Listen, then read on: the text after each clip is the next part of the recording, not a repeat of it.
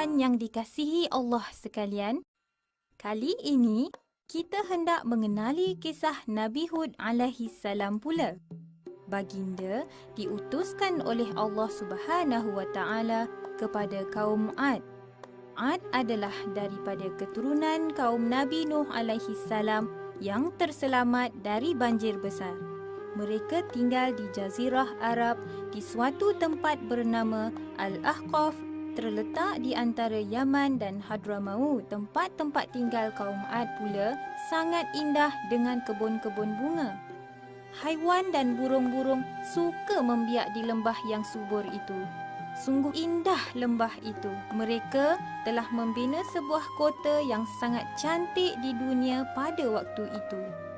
Di kota itu dibina bangunan-bangunan yang tinggi, jalan-jalan yang luas dan taman-taman yang sangat indah. Kaum Ad menamakan kota itu dengan Iram Zatil Imad.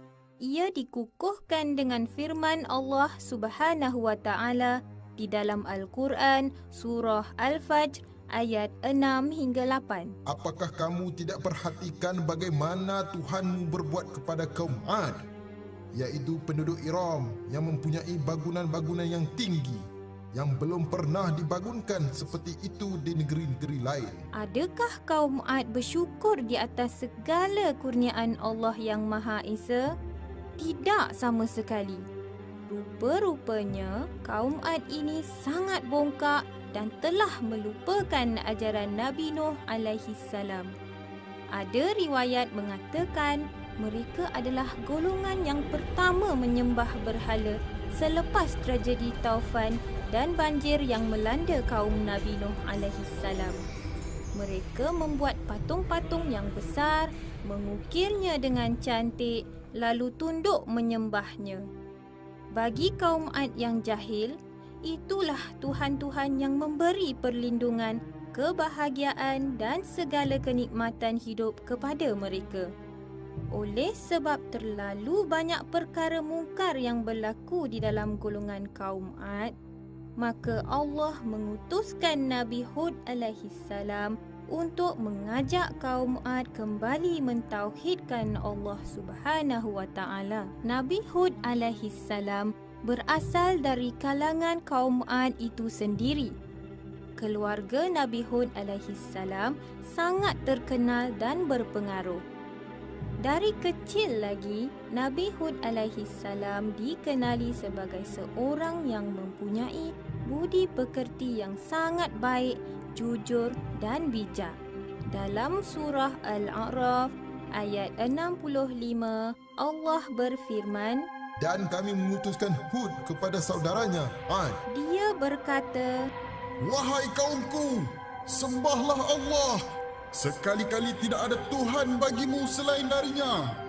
Maka mengapa kamu tidak bertakwa kepadanya? Nabi Hud alaihi salam memulakan dakwahnya dengan menarik perhatian kaumnya kepada tanda-tanda kebesaran Allah. Nabi Hud alaihi salam menyeru kaumnya melihat alam di sekeliling mereka seperti tanah yang subur, air yang sentiasa mengalir dan juga tubuh-tubuh mereka yang tegap dan kuat. Baginda juga menegaskan kepada mereka bahawa Allah yang menciptakan mereka dan mengurniakan kepada mereka dengan segala kenikmatan hidup yang sedang mereka kecapi. Kawan-kawan sekalian, adakah kaum Ad mendengar segala kebenaran yang dibawa oleh Nabi Hud alaihi salam itu? Tidak. Malah, mereka membantah segala nasihat dan ajakan Nabi Hud alaihi salam. Mereka menuduh Nabi Hud alaihi salam gila dan bodoh kerana menyuruh mereka menyembah Allah dan meninggalkan sembahan-sembahan nenek moyang mereka.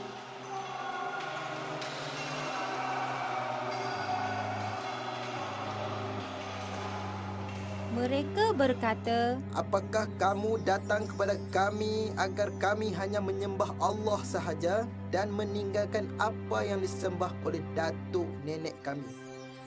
maka datanglah azab yang kamu ancamkan kepada kami jika kamu termasuk orang-orang yang benar. Kawan-kawan sekalian, apakah azab yang menimpa kaum Ad?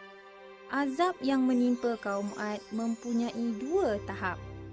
Tahap pertama adalah kemarau yang berpanjangan. Tiada setitis hujan pun yang turun selama beberapa tahun. Maka kering kontanglah tanah-tanah yang subur selama ini. Tanaman mereka tidak subur, haiwan-haiwan ternakan menjadi kurus kerana tiada makanan. Nabi Hud alaihi salam masih lagi cuba memujuk dan meyakinkan mereka. Kekeringan dan kemarau yang dialami oleh mereka adalah permulaan azab Allah. Tetapi malangnya nasihat Nabi Hud alaihi salam supaya bertaubat dan memohon ampun kepada Allah langsung tidak dihiraukan oleh kaum Ad yang degil itu. Bahkan mereka masih menyembah berhala untuk meminta pertolongan dari musibah yang menimpa mereka. Suatu hari, kaum Ad terlihat gumpalan awan yang hitam pekat sedang bergerak ke arah mereka. Mereka menyangkakan hujan akan turun dengan lebat membasahi tanah dan ladang-ladang mereka yang sudah lama kekeringan. Firman Allah Subhanahu wa taala di dalam surah Al-Ahqaf ayat 24. Maka tak kala mereka melihat azab itu berupa awan yang menuju ke lembah-lembah mereka. Berkatalah mereka, Inilah awan yang akan menurunkan hujan kepada kami. Bahkan inilah azab yang kamu minta supaya datang dengan segera, iaitu angin yang mengandungi azab yang pedih. sedang mereka asyik bergembira, tiba-tiba menderu ke arah mereka angin taufan yang dahsyat dengan bunyi gemuruh yang kuat, menerbangkan pokok dari akarnya, merosakkan bangunan-bangunan dari dasarnya dan melemparkan jauh semua binatang-binatang ternakan. Keadaan kaum Ad menjadi kelam kabut tanpa tempat berlindung. Mereka yang sombong dan ingkar selama ini dilambung tinggi lalu dihempas ke bumi dengan kepala ke bawah. Subhanallah, kepala mereka hancur sama sekali.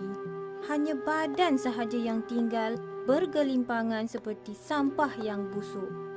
Keterangan ini terdapat dalam surah Al-Qamar ayat 16 hingga 20. Sesungguhnya kami telah mengirimkan gelombang angin kepada mereka teramat laju, yakni kencang pada hari nahas secara terus-menerus. Angin itu menumbangkan setiap orang. Mereka bagaikan batang-batang kurma yang tumbang. Gelombang angin yang teramat kencang itu menghentam mereka selama 8 hari 7 malam.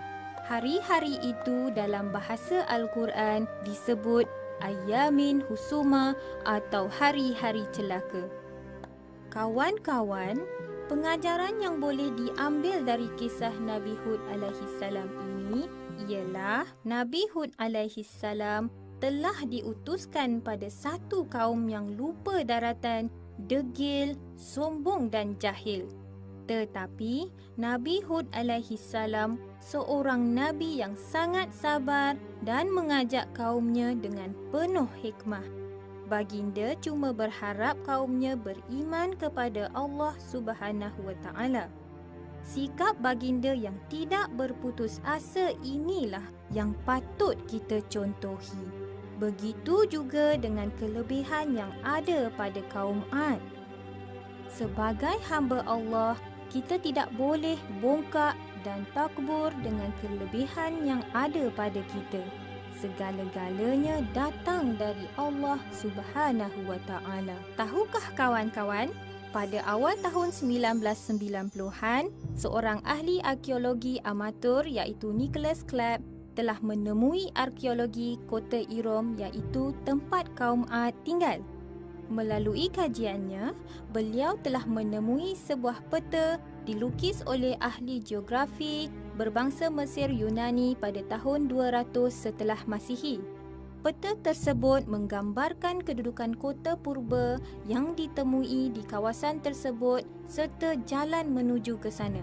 Kemudian, dengan pertolongan NASA, beliau menerima imej yang diambil dari pandangan satelit yang menunjukkan debu akibat perjalanan kafilah lebih jelas.